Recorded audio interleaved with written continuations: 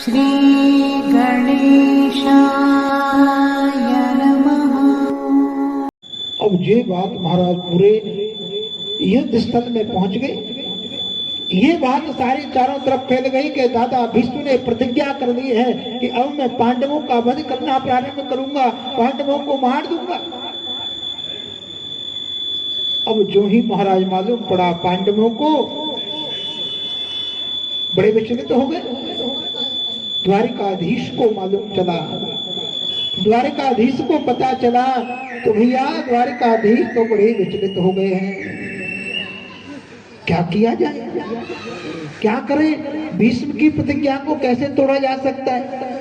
भीष्म प्रतिज्ञा कर दें कि मैं पांडवों को मारूंगा तो कौन बचा सकता है?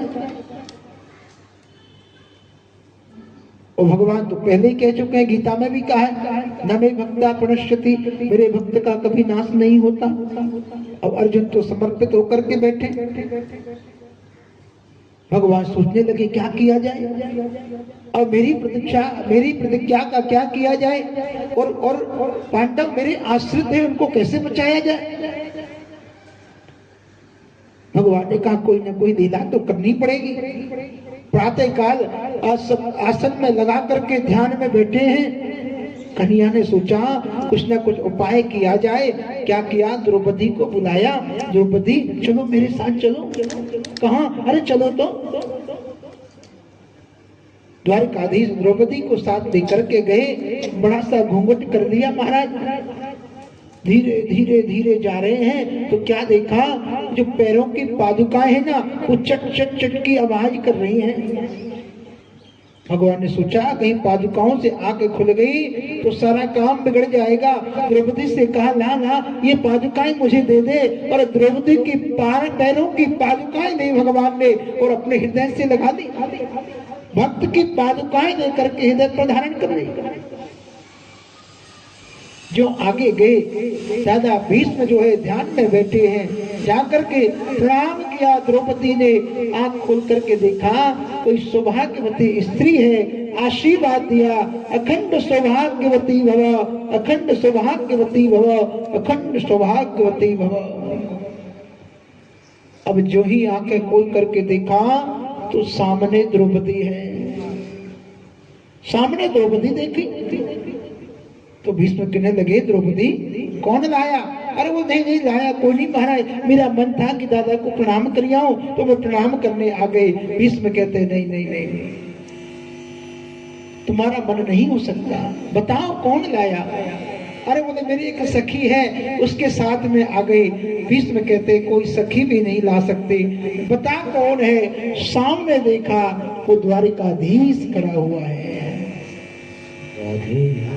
और हृदय में अब वो पादुकाएं लगा रखी हैं। भीष्म कह रहे हैं जब भी मैं देख रहा था ध्यान में, कभी पादुकाएं आती हैं, कभी कोई महिला का दर्शन होता है। क्या बात है द्वारिकाधीश? कन्हैया बोले बाबा वो तो सब ठीक है, लेकिन एक बात बताओ, वो प्रतिज्ञा करी थी 5 पांडवों को मार दूंगा, वो सही होगी कि अखंड सौभाग्यवती होने का जो आशीर्वाद दिया है वो सही होगा? क्योंकि कल आपने प्रतिज्ञा करी है कि पांडवों को मारूंगा, अगर पांडव आपने मार दिए तो ये सौभाग्यवती कैसे रहेगी? भीष्म कहते हैं तू बड़ा छलिया है? मैं सोच रहा था कि मैं तुझे छल लूं, लेकिन तूने मुझे छल लिया। कृष्ण वो जो प्रतिज्ञा करी थी ना मैंने, वो जोश में करी थी और आशीर्वाद होश में दिया है। जोश की प्रतिज्ञा झूठी हो जाएगी, लेकिन होश का आशीर्वाद झूठा नहीं हो सकता। वहीं पर प्रार्थना करी थी भीष्म ने, कृष्ण जब अंतिम समय आवे तो आप मुझे दर्शन देना। जब मेरा अंतिम समय आवे तो आप दर्शन देना। क्या देखा? अंतिम समय आया है, भगवान पहुंच गए वहां पर। अनेक अनेक चर्चाएं हुई हैं, 5 पांडव, द्रौपदी सब गए हैं, चरणों में वंदन किया, प्रणाम किया। प्रणाम करने के बाद पूछा, कुशल मंगल, राज आदि के जो धर्म है, स्त्री धर्म आदि जो है, सबका निरूपण किया। देखा उत्तरायण का समय आ गया, धराधाम को छोड़ने का समय आ गया, तो हाथ जोड़ करके खड़े हो गए। कन्हैया से कहा, कृष्ण तुम मेरे सामने खड़े हो जाओ। भक्त जो होता है ना, भगवान को भी आज्ञा दे देता है। भक्त जो होता है भगवान को भी आज्ञा दे देता है। चाहे देवता आदि जिसको उपासना करने में सकुचाते हैं, उसी कृष्ण को ब्रज गोपियां दूध दही का लोभ दे करके नचाती रही है। ताही अहीर की छोरिया छचिया वर छाछ पे नाच नचावे। ये भक्त का प्रभाव है, ये भक्त का स्वभाव है कि ईश्वर को भी अपने अनुसार कर लेते हैं। भीष्म कहते हैं, कृष्ण मैं धराधाम को छोड़ करके जा रहा हूं, लेकिन मेरी कुछ इच्छाएं हैं कि सदैव देवो भगवान प्रतीक्षता कलेवरं यावदिदं हिनोम्यहम्। कृष्ण अब तक मैंने बहुत प्रतीक्षा तुम्हारी कर दी, अब मेरी बारी नहीं है, अब तुम्हारी बारी है। जब तक मैं इस देह को ना छोड़ दूं, आप यहीं पर मेरी प्रतीक्षा करना।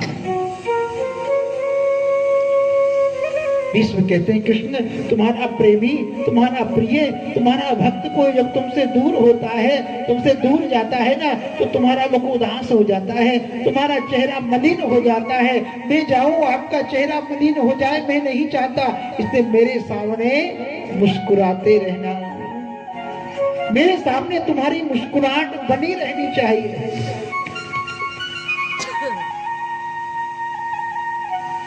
चेहरे पर कुछ हंसी हो, छवि मन में ये बसी हो।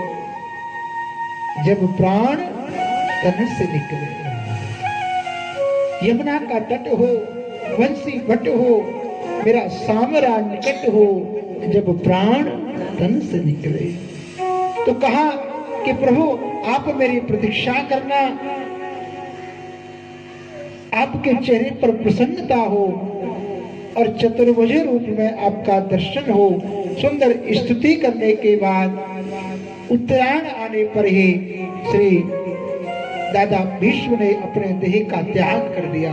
भगवान ने स्वयं अपने हाथों से उनका क्रिया का कर्म आदि करवाया है। ध्यान देना भैया, जो भक्त अपना जीवन परमात्मा के लिए समर्पण कर देते हैं, आश्रित हो जाते हैं ना, हर क्षण हर पल जो भी कार्य करें वो भगवतमय हो जाता है। भगवान के लिए केवल माला लेकर के बैठे वही आवश्यक नहीं है कि आप घर से एक लोटा जल लेकर के निकलो, भोलेनाथ को चढ़ाओ, न तो वो पर्याप्त है न वो आवश्यक है।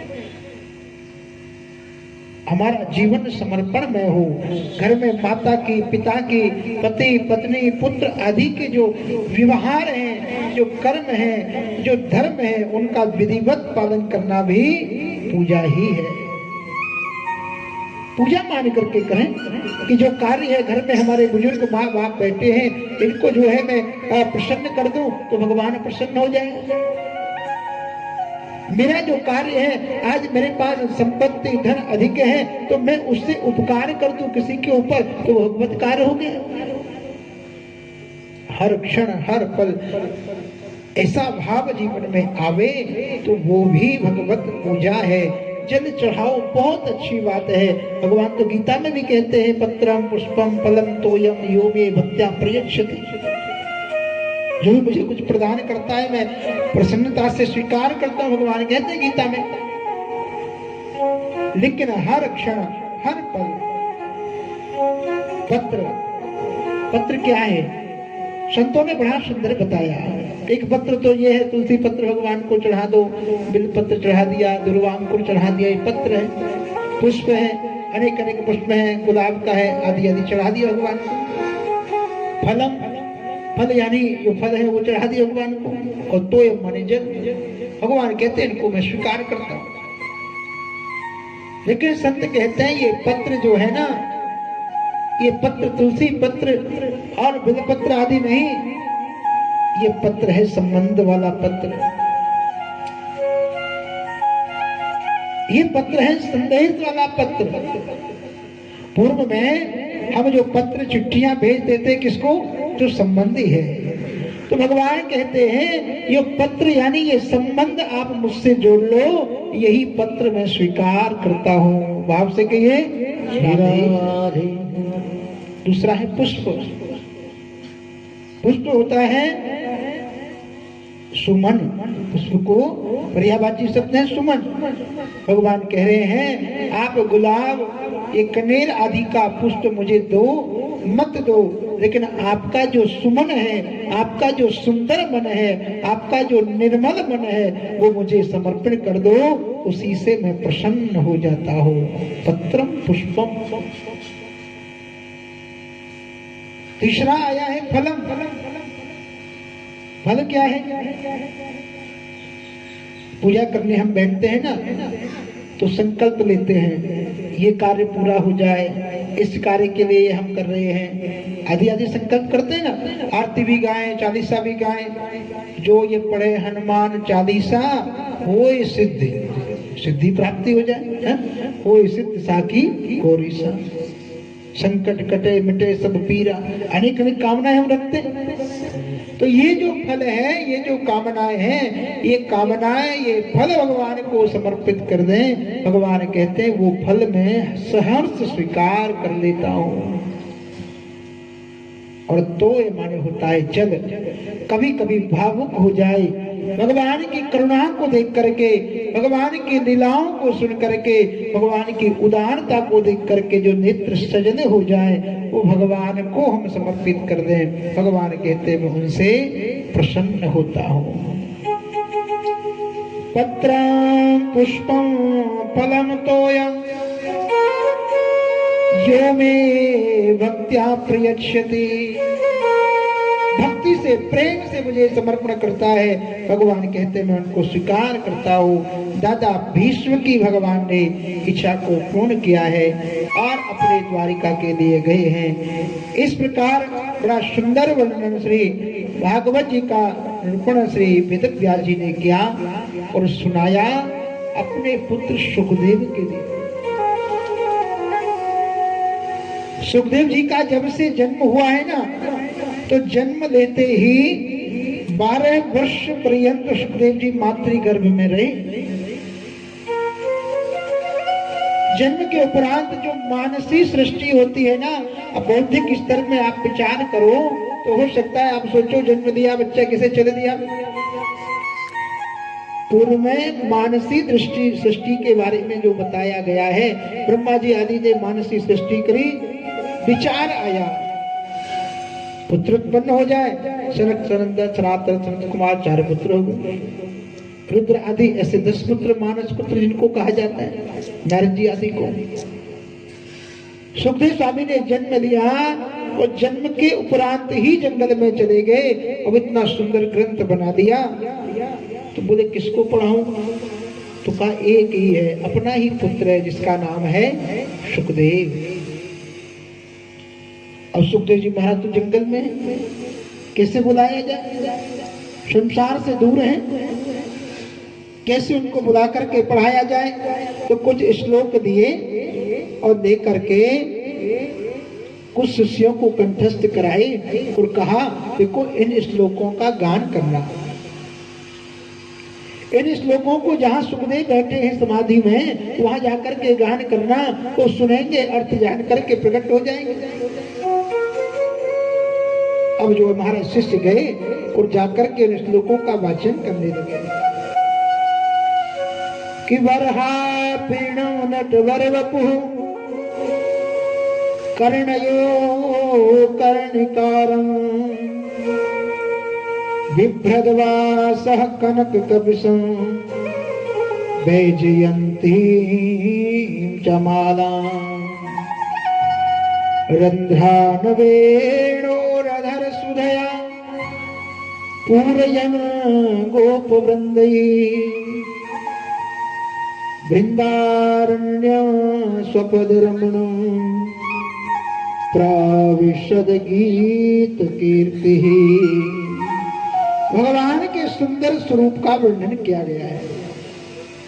सुंदर मुकुट धारण किए हुए परमात्मा गायों को चराते हुए जब आ रहे हैं, गायें चराते हुए जब चल रहे हैं, तो चलने में जो श्रम हुआ ना, तो श्रम होने से मस्तक पर पसीने आ गए।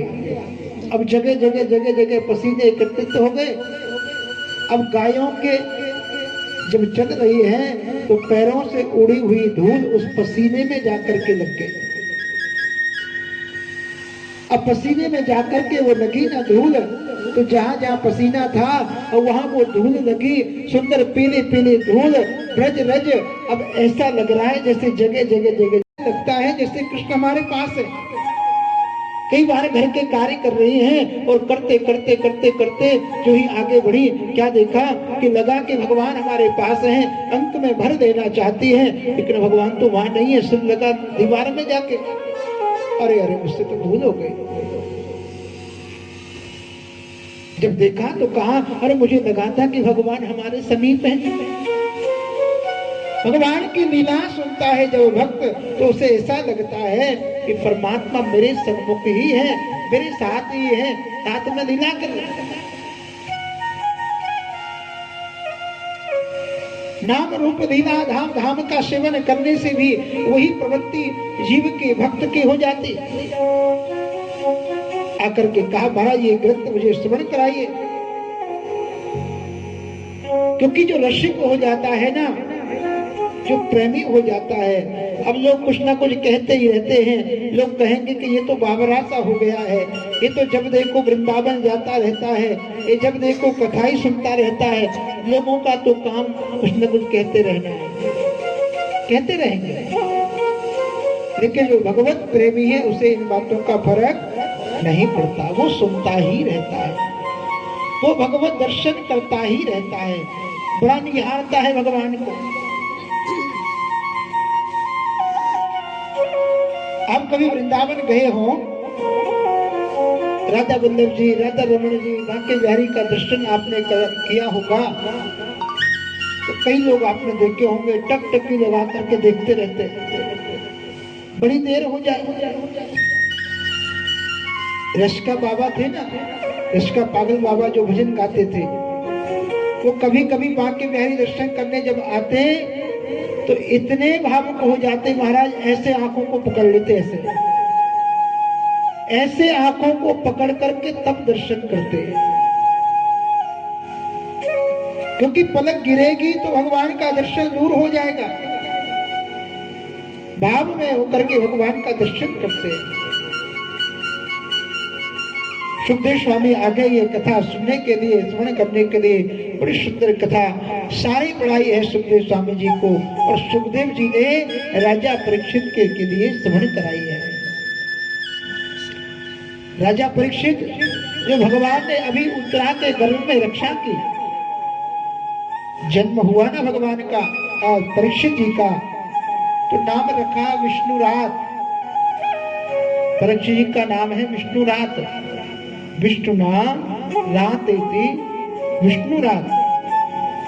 भगवान के द्वारा रक्षण हुआ है, इसलिए इनका नाम विष्णुरात है। लेकिन जन्म जो ही दिया तो चारों तरफ देखने लगे, इनका गर्भ में मैंने दर्शन किया था वो कहाँ है? परितः इक्षति। चारों तरफ जो देखता है उसका नाम परीक्षित हो गया, इसलिए इनका नाम परीक्षित हुआ। महाराज क्या हुआ? पांडवों ने सोचा कि भगवान धराधाम को छोड़ करके लीला स्मरण करके चले गए तो हम भी चले। परीक्षित जी जो ही बड़े हुए तो इनको राजा बना करके पांचों पांडव चले गए। द्वापर का समाप्ति का समय था, कलयुग आने वाला है, तो पांडव तो चले गए।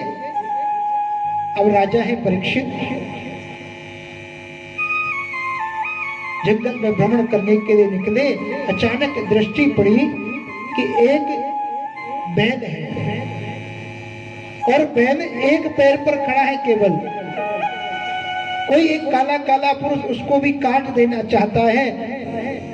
परीक्षित पास में आए और आकर के कहा, दुष्ट कौन है तू? मेरे राज्य में गाय को, साधु ब्राह्मणों को कष्ट हो जाए, ऐसा हो नहीं सकता। वहां पर एक गाय भी है, रो रही है। ये बैल जो है ना, ये साक्षात धर्म स्वरूप है। और गाय कौन है? गाय है माता पृथ्वी। परीक्षित जी आए, कहा, दुष्ट कौन है तू जो इनको समाप्त कर देना चाहता है? जब तक पांडवों का वंशज का राज्य है तब तक आप कुछ नहीं कर सकते। मानने के लिए आतुर हुए, हाथ जोड़ करके चरणों में पड़ गया। महाराज, मेरा नाम कलियुग है। जैसे सतयुग, त्रेता, द्वापर, कलियुग, इनकी ये क्रम चलता रहता है, वैसे का कुछ स्थान मैं दे रहा हूं, वहां जाकर के रहिए।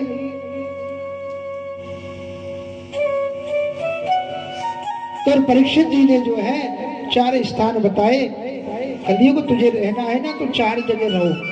द्यूतम, पानम, स्त्रिय, शूनः। जहां अधर्म के रूप में ये 4 स्थान जहां कलियुग का निवास होता ही है। पहला है द्यूतम। द्यूत माने होता है जुआ। जुआ में कपट के रूप में अधर्म का वास होता है। परीक्षित ने कहा, जहां जुआ होता है वहां पर कली का वास होता है। दूसरा है पानम। पान यानी मदिरा पान। जहां पर मदिरा पान होता है वहां पर भी कली का वास होता है। ध्यान देना भैया,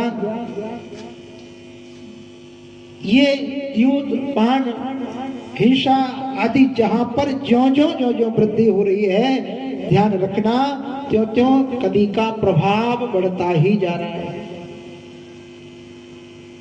जहां पर विचार होता है वहां पर भी कली का वास है, और जहां पर हिंसा होती है वहां भी कली का वास है।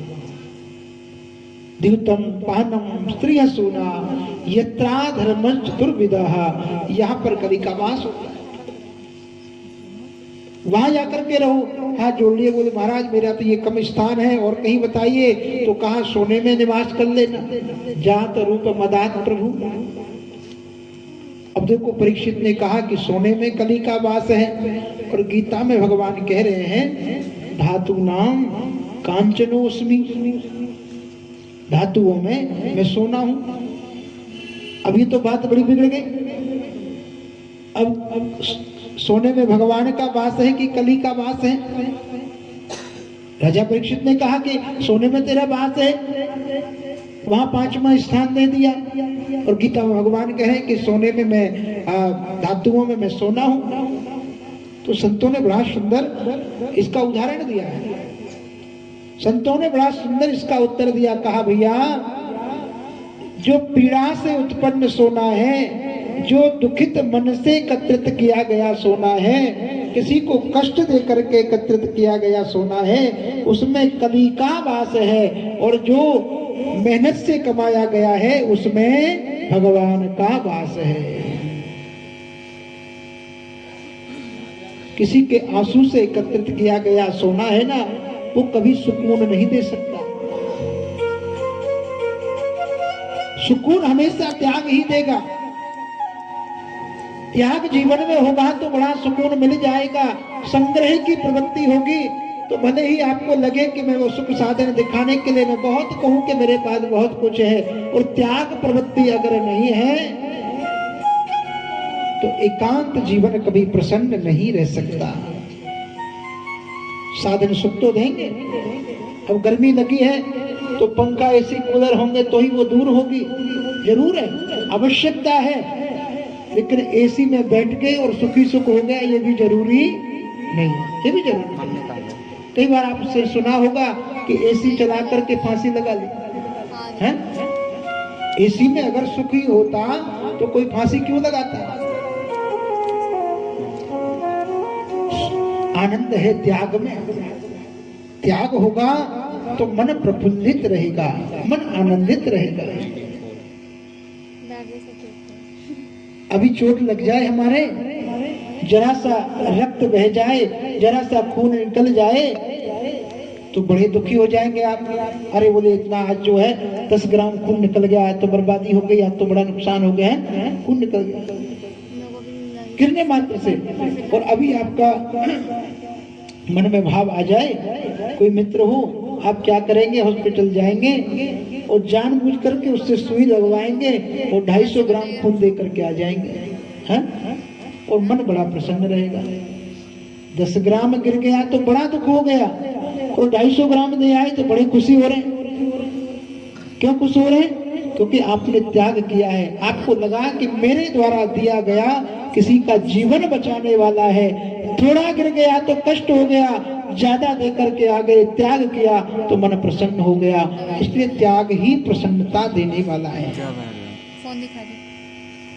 इसलिए किसी के आंसुओं से एकत्रित किया गया सोना कलिवास उसमें रहता है, वो बुद्धि को मलिन करने वाला होता है। और जो मेहनत से, जो परिश्रम से भगवत आश्रय लेकर के एकत्रित किया गया सोना है, वो हमेशा भगवत वास का सुख प्रदान करता है। कलिकाल तो चला गया, कहा कि राजा से बदला लेकर के मानूंगा। राजा परीक्षित लौट करके आए। एक दिन एक मुकुट को धारण करके जाने लगे। कवि ने सोचा कि ये जहां आपके मन में बुजुर्गों का, माता पिता का, साधु संत महात्मा गाय का अपमान, उनकी जो प्रभाव है उसको न मानने का मन में आ जाए तो समझ लेना कि कली का प्रभाव हमारे ऊपर हो रहा है। बुजुर्गों का सम्मान करना ना आया जिसको, वो कभी न तो भगवान का भजन कर सकता है, न भगवान को प्राप्त कर सकता है, न भगवत में हो सकता है। संतों का अपमान हो गया। एक सर्प लेकर के डाल करके आ गए। पुत्र को पता चला, सांप दे दिया। 7 दिन के बाद सर्प काट करके राजा मर जाएगा। मुकुट को उतारा, बड़ी गिलानी हुई, मैंने संत का अपमान कर दिया, अब नहीं होना चाहिए। पूरा राज्य त्याग करके और नदी के किनारे चल गए। 7 दिन में मर जाना है, उपाय करता हूँ। सुंदर आसन सजाया है और कहा, संतों को, ऋषि मुनियों को पता चला कि राजा को मृत्यु का सांप लग गया है। अनेक अनेक संत ऋषि मुनिजन आ गए। राजा परीक्षित प्रसन्न हो गए। अहो वयम धन्यतमा, महाराज इतने संतों का दर्शन एक साथ हो गया, ये सांप क्या, ये तो हमें वरदान ही मिला है। लेकिन महाराज हमारे प्रश्न है कि जिसकी मृत्यु निकट हो उसे क्या करना चाहिए? जो मर जाने वाला है उसे क्या करना चाहिए? अब कोई कहे महाराज ये पाठ करो, कोई कहे ये पूजा करो, कोई कहे ये अनुष्ठान करो। राजा परीक्षित ने कहा, महाराज ऐसे बात नहीं बनेगी। एक आसन लगाया और आसन लगा करके कहा, जो संत ये कहता हो कि 7 दिन में उसकी मुक्ति मैं कर दूंगा, जो प्रण देता हो वो इस गद्दी पर आकर के बैठ जाए। अब सब एक दूसरे की तरफ देखने लगे। तभी क्या देखा, उस गद्दी पर श्री सुखदेव स्वामी का प्रादुर्भाव हुआ है। बोले श्री सुखदेव जी महाराज जी की। सुखदेव जी का आगमन हुआ, चरणों में प्रणाम किया है, बंधन किया है, अनेक अनेक प्रश्न किए हैं। सुखदेव जी को बंधन करके अनेक अनेक प्रश्नों का उत्तर भगवान श्री सुखदेव जी ने दिया है। क्या प्रश्न राजा ने किए, क्या उत्तर सुखदेव जी ने दिया, उस कथा को कल श्रवण करेंगे। आज की कथा को यहीं विराम कर रहे हैं। आज बड़ा व्यवधान हुआ। आप सभी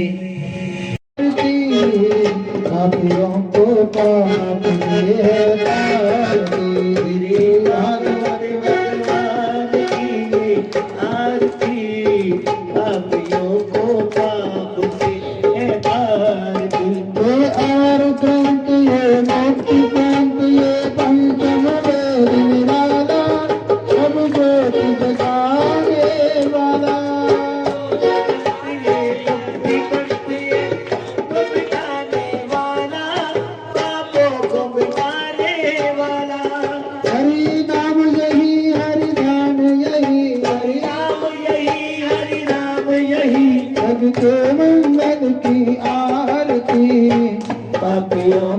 पाप से है तारती। भागवत भगवान की ये आरती, पापियों को पाप से है तारती। भागवत भगवान की है आरती, पापियों को पाप से है तारती। भागवत भगवान की आरती, पापियों को पाप से है तारती। ये शांति गीत पावन पुनीत पापों को मिटाने वाला, हरि दर्श कराने वाला, हरि दर्श कराने वाला, हरि दर्श कराने वाला। ये शांति गीत पावन पुनीत पापों को मिटाने वाला, हरि दर्श कराने वाला, हरि दर्श कराने वाला, हरि दर्श कराने वाला। ये सुख करनी ये दुख हरनी, ये करनी ये दुख हरनी, ये सुख करनी ये दुख हरनी, ये सुख करनी ये दुख हरनी।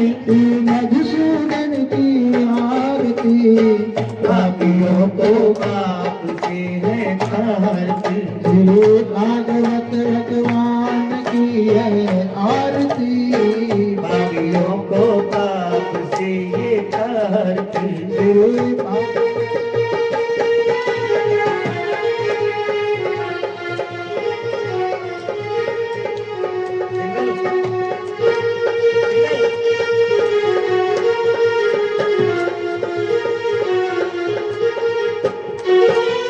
मधुर बोल जगपंथ बोल जग मार्ग बताने वाला, बिगड़ी को बनाने वाला, बिगड़ी को बनाने वाला, बिगड़ी को बनाने वाला।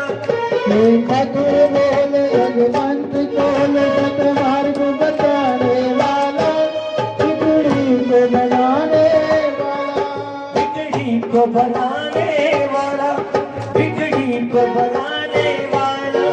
श्री राम यही घन श्याम यही, श्री राम यही घन श्याम यही, श्री राम यही घन श्याम यही, श्री राम यही घन श्याम यही। प्रभु की महिमा की आरती, पापियों को पाप से है तारती। भागवत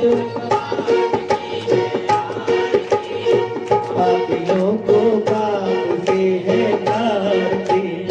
भागवत भगवान की है आरती, पापियों को पाप से है तारती। भागवत भगवान की है आरती, पापियों को पाप से है तारती। पापियों को पाप से है तारती, पापियों को तारती। कर्पूर गौरम करुणावतारम, संसार सारं भुजगेन्द्रहारं, सदा वसन्तं हृदयारविन्दे।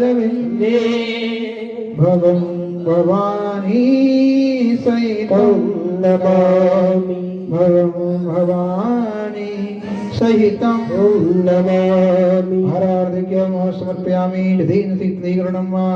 ओम देवः शान्तिरन्तरिक्षं शान्तिः, पृथिवी शान्तिरापः शान्तिरोपदयः, शान्तिः वनस्पतयः शान्तिर्विश्वे देवाः, शान्तिर्ब्रह्म शान्तिः प्रभुत्वं शान्तिः, शान्तिरेव शान्तिः सामा शान्तिरेधि सुशान्तिर्भवतु। त्वमेव माता च पिता त्वमेव, त्वमेव बन्धुश्च सखा त्वमेव, त्वमेव विद्या द्रविणं त्वमेव, त्वमेव सर्वं मम देव देव, त्वमेव सर्वं मम देव देव। सर्वे भवन्तु सुखिनः, सर्वे सन्तु निरामयाः, सर्वे भद्राणि पश्यन्तु मा कश्चित् दुःखभाग् भवेत्। बोलो गजानन भगवान की। लक्ष्मी नारायण भगवान की, कृष्ण कन्हैया लाल की, जीवा के बिहारी लाल की, श्री गिरिराज धरण की, राधा रानी की। जय जय श्री राधे, जय जय श्री राधे, जय जय श्री राधे।